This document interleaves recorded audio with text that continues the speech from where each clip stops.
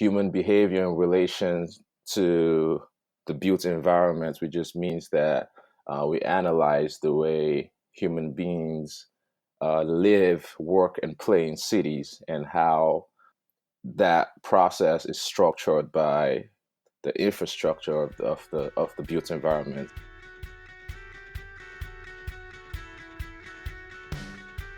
Hi, and welcome to another episode of the Mapscaping Podcast. My name is Daniel, and this is a podcast for the geospatial community. The voice you heard just before in the introduction, that was Femi. He comes to us from a company called City 78, and like he said, they analyse how people live, work and play in cities. But they do this in a really interesting way. They use data from the built environment that we're all used to, maybe data you'd get from something like OpenStreetMap, but they also use our online footprint. It's a really interesting story, and I hope you enjoy the interview.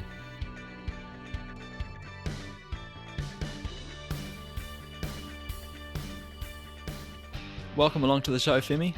Really glad you could take the time to join me today and talk a little bit about the work that you're doing at City 78.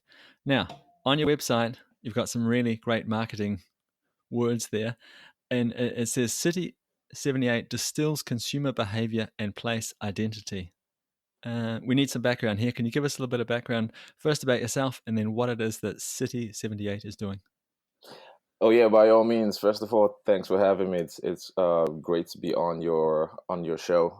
So a little background on myself. I'm a geospatial analyst at the same time an urban planner. Which is a sort of a weird mix for some people, but for me and what I set out to achieve in terms of city planning, geospatial analysis is the tool that I use. For City 78, we study human behavior in relation to the built environment, which just means that we analyze the way human beings live, work, and play in cities, and how that process is structured by the infrastructure of the built environment, that is buildings, roads, and other elements that make up cities and that make up the urban environment. And through that process, we try to define quality of life and the potential of cities to foster economic development through get into the details of that interaction between people and place, human beings and buildings. This sounds like the holy grail for any geographer. But before we jump into the questions here, I just want to say that having a background in geospatial and being involved in urban planning, that seems like an absolute perfect mix to me. Oh, thank you. Yeah, it sounds like a really good thing to, a really good background if you're going to do urban planning, to me anyway. Right. Okay, so we've got this problem that we're trying to solve. We need some data. What kind of data are we using to do this? Oh, well, first of all, there are always two levels to the analysis. Of course, you have the traditional data in terms of population data on the human side of things. I'll say you have the population data, you have data regarding the location of buildings, infrastructure, and so on and so forth. Where airports are, where roads are, where bus stops are. That data more or less exists, sets us apart in our work, or at least for me, where I find that intersection between urban planning and geospatial analysis is figuring out data about human beings in terms of, I like to call it the DNA of the city residents, in terms of how they actually consume space. And by space here, I mean just the urban environment, and residential buildings or commercial offerings, Starbucks and CVSs.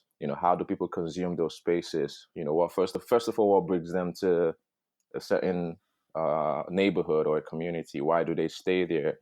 Why do they purchase certain goods from certain locations?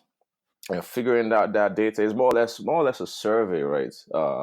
So previous systems or previous approaches will have people actually go out and survey human interaction with the built environment.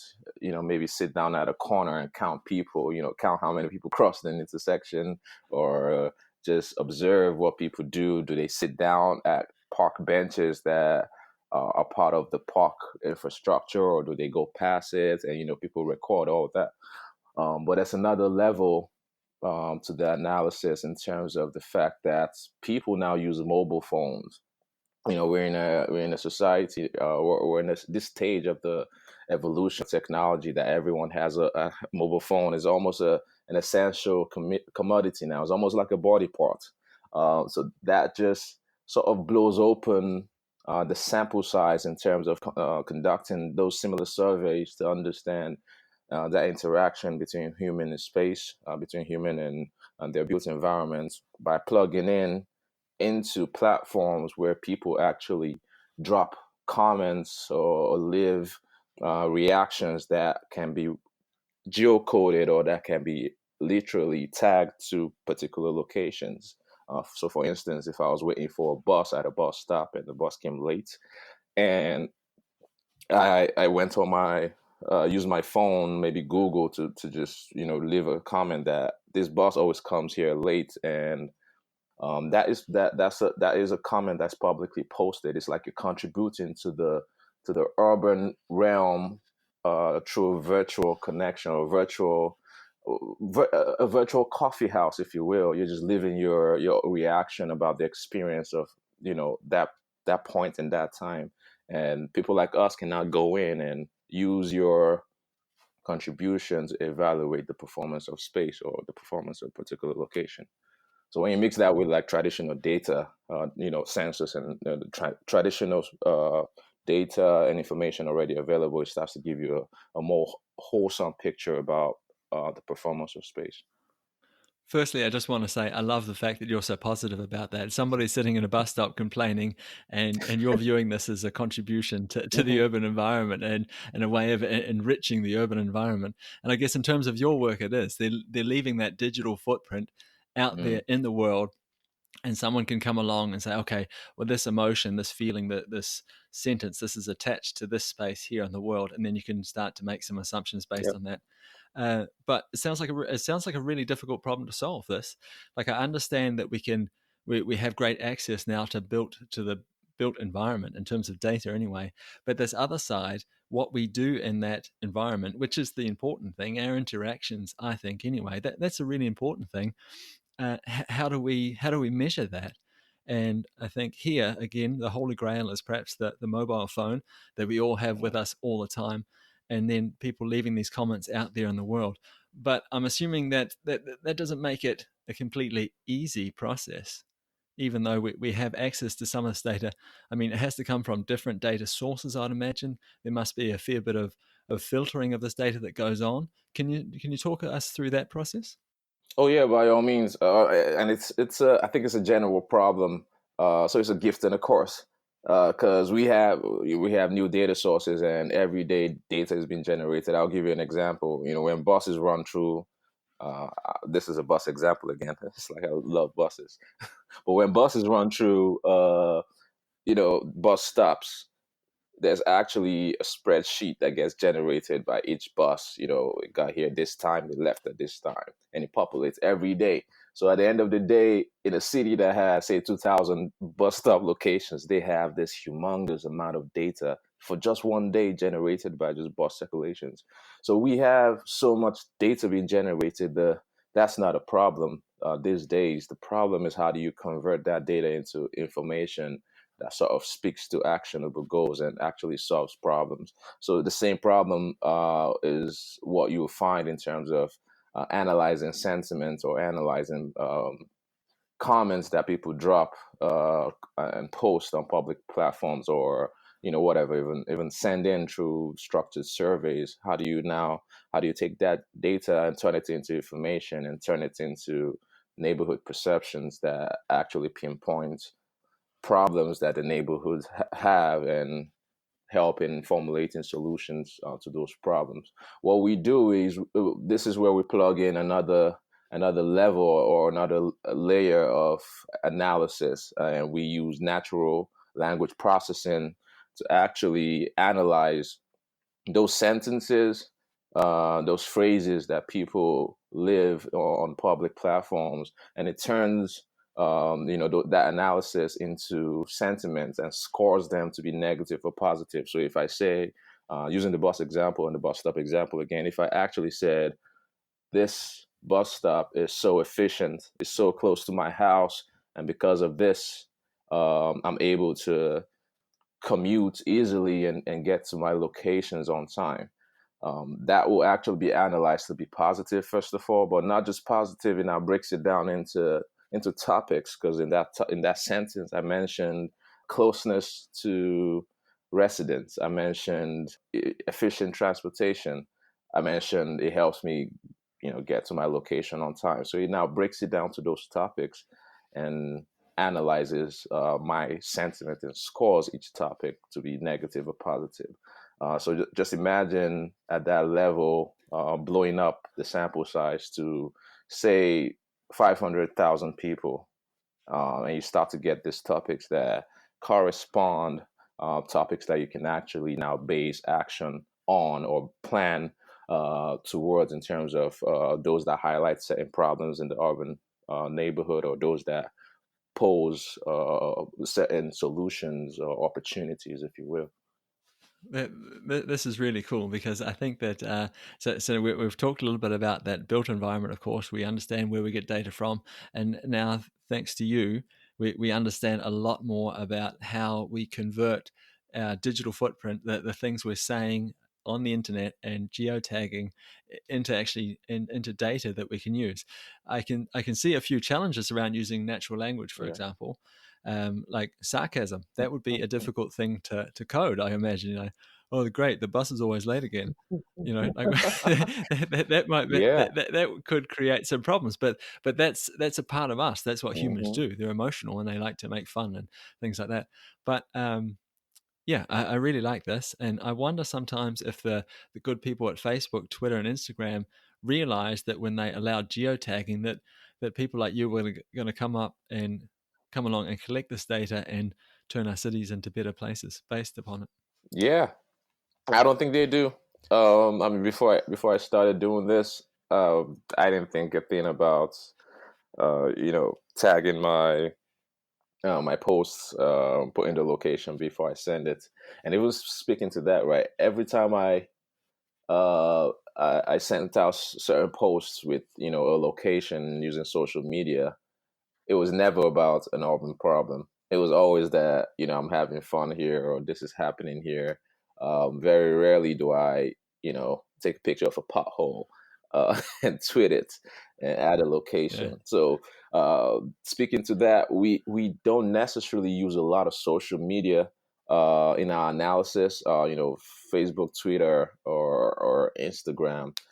This is something we could do probably for events tracking. So if you want to track maybe a protest or a cultural event, or a festival, yeah, that might be a good.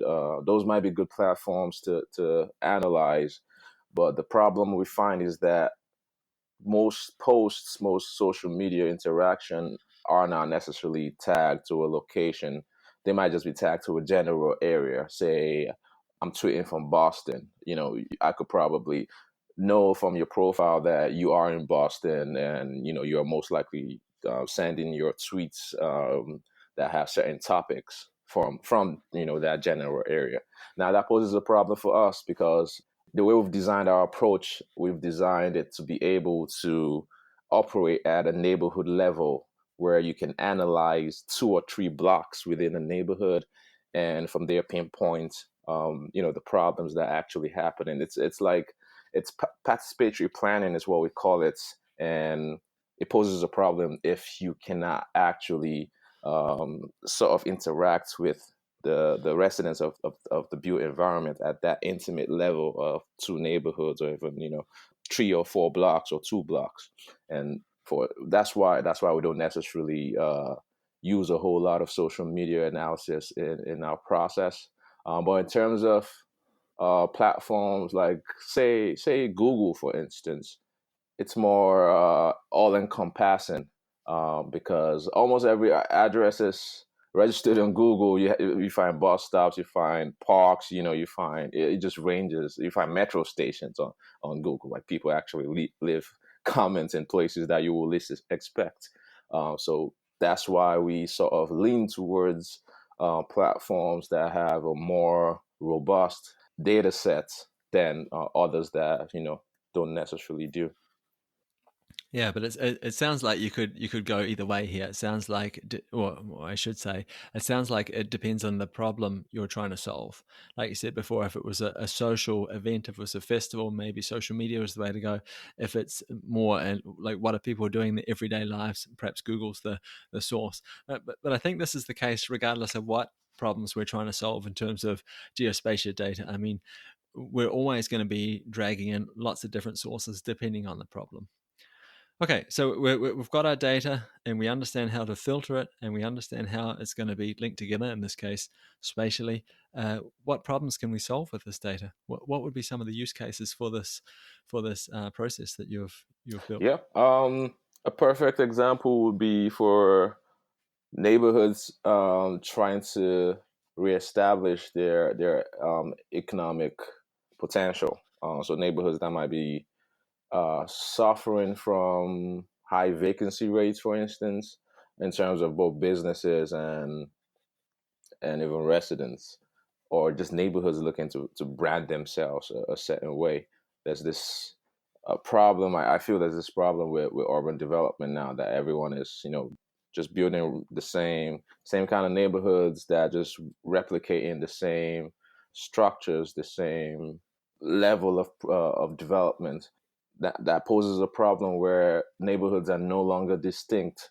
You drive through two or three neighborhoods and they look the same. They have the same high rises. They have the same retail stores. The Starbucks. It's like you're driving through the same place over and over again. And for urban residents, people strive for this thing that Kevin Lynch calls apparency. You want to have elements within the built environment that makes you remember certain locations or certain storefronts, and urban areas start to lose that attributes when the same structures or the same urban design gets replicated over and over again.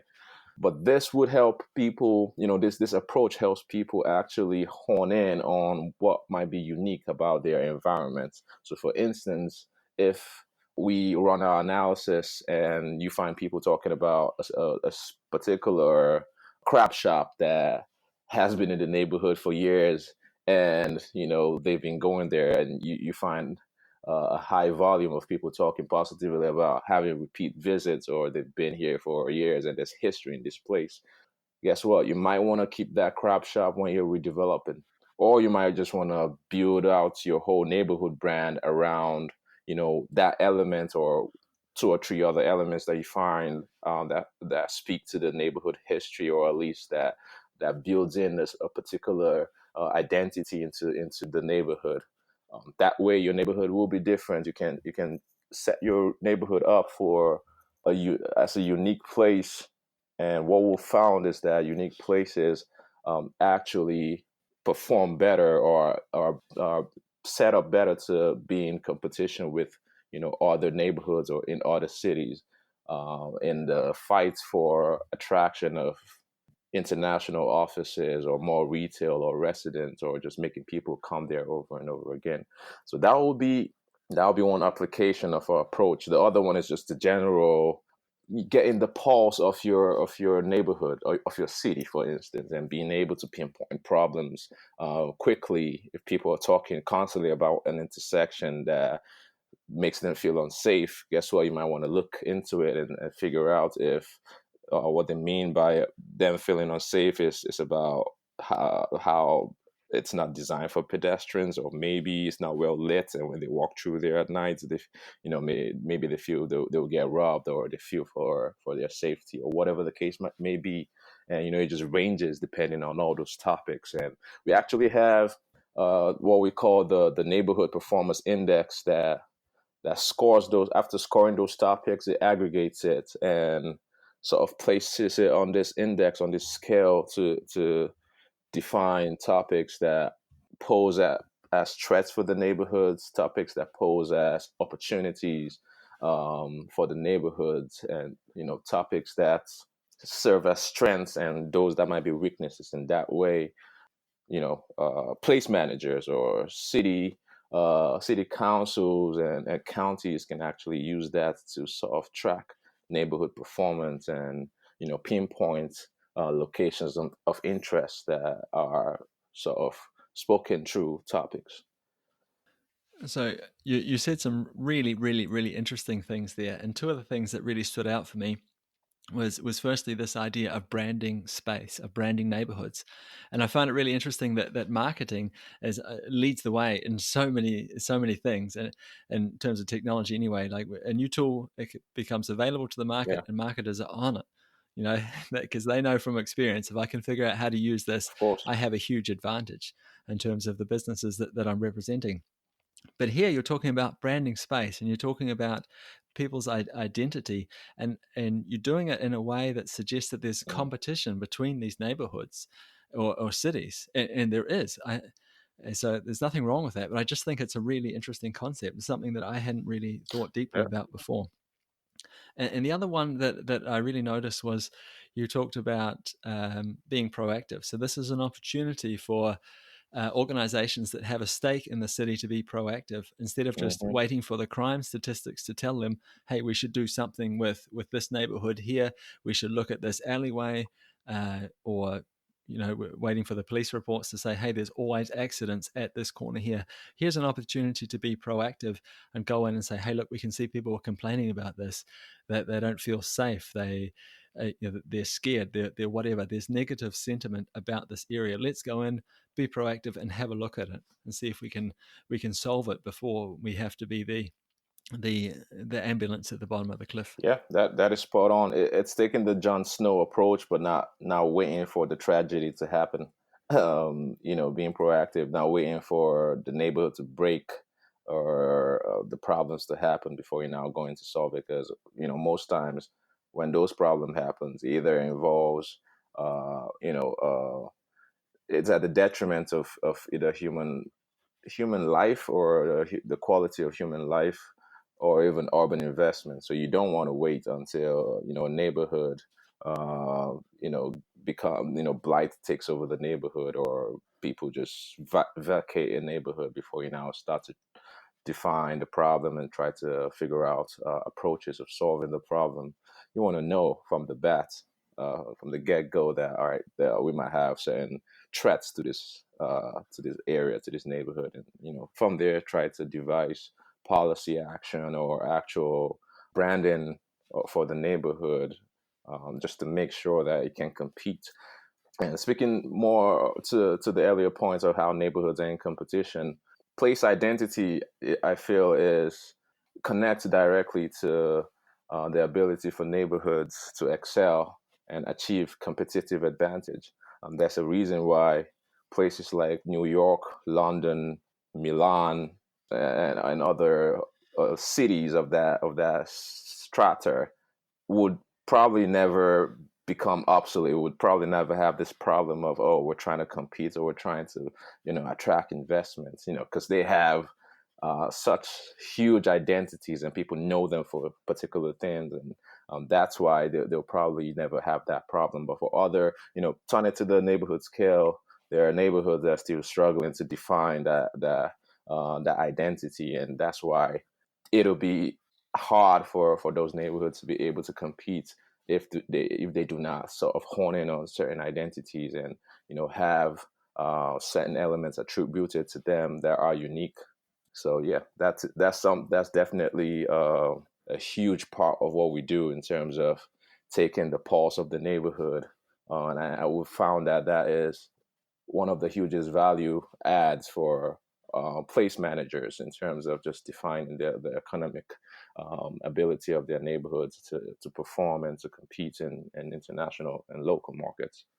So it sounds like when you talk about these problems and these solutions that you've developed, it really sounds like, or I should say, it feels like that this probably wasn't possible, let's say 10 years ago, for various different reasons.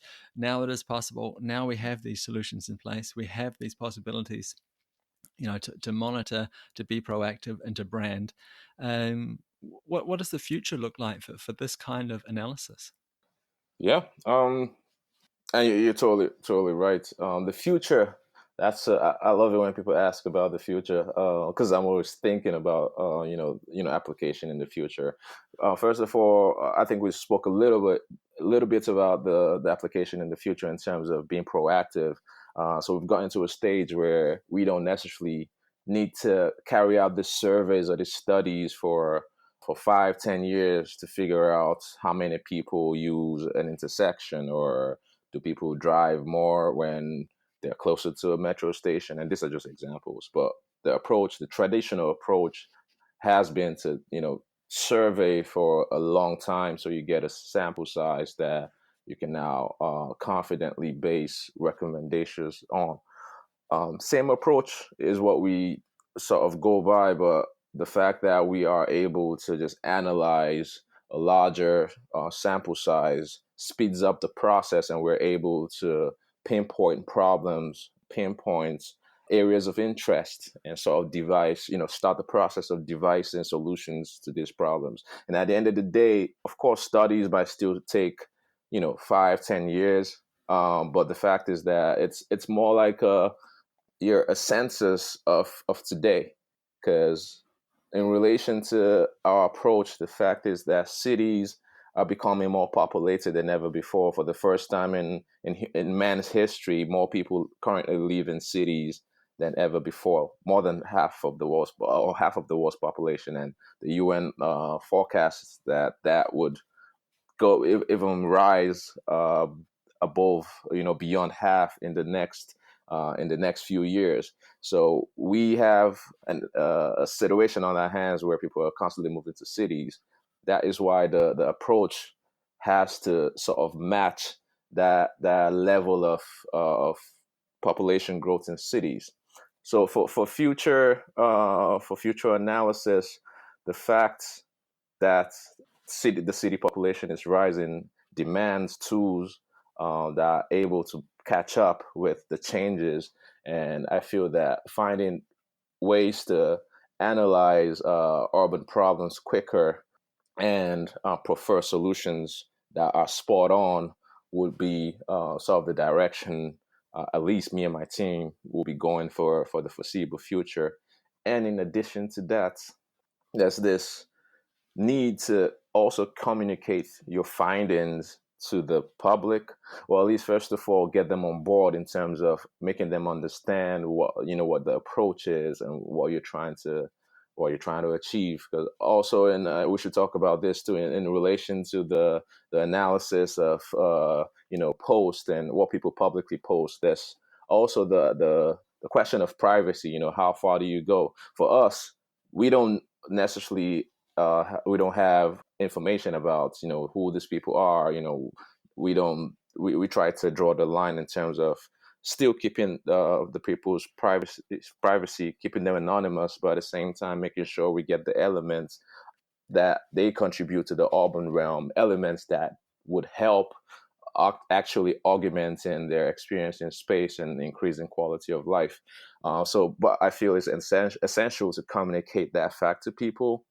In addition to the privacy aspects, just the communication of your findings in general is very essential. Communicating those findings in a way that people can easily understand, people can process, and people can be sort of intrigued about is very essential. And that's when cartography side of things comes in. That's when the 3D mapping, I feel, is something that I found very interesting in the recent few days or few months. And I think just finding new ways to refine the visualizations of analysis of processes and sort of communicate those elements in a very interactive way would play a monumental aspect of future analysis and future processes. I'm just going to try and summarize just quickly here for the listeners, because you said a lot of really good things there. And so often, this is often the case when I ask people, what's the future look like? I might need to work on my questions a little bit and sort of narrow them down. But it's often the case that the future, especially in terms of geospatial, is more and faster. And that's what I heard you say. We're going to have more data and we're going to be able to do things faster. So things will be more sort of passive, I would imagine. I could imagine the system just sort of running in the background and having some kind of dashboard where I log in each day and just sort of take the pulse of a city in the future. That would be an interesting scenario for me anyway.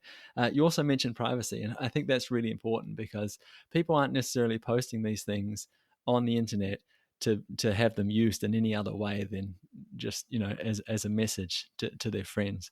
So that's going to be a huge issue in the future, I think, privacy and defining the boundaries of that. What is private? What is public? But I think the most important thing for me that you said and all that was that communication, because we've talked about the whole sort of process. We've talked about how we get the data, how we filter the data, what problems we solve with it. But until now, anyway, we haven't touched on the fact that these results need to be communicated out to the public. And I really feel sometimes that we in the geospatial industry, at least I've definitely been guilty of this, is that we fall in love with the media instead of the message. And for me that means I'm all about the shiny stuff. How do I do this? How do I solve the problem? What kind of tools can I link together to do this? And then I forget that I'm only doing this because the message is to get it out to the people. That's the mission of this whole thing. And sometimes I drop the ball there, and I think probably a lot of other people are in the same case. We need to remember that these ideas have to get out to the public, our public, in a way that they can understand them.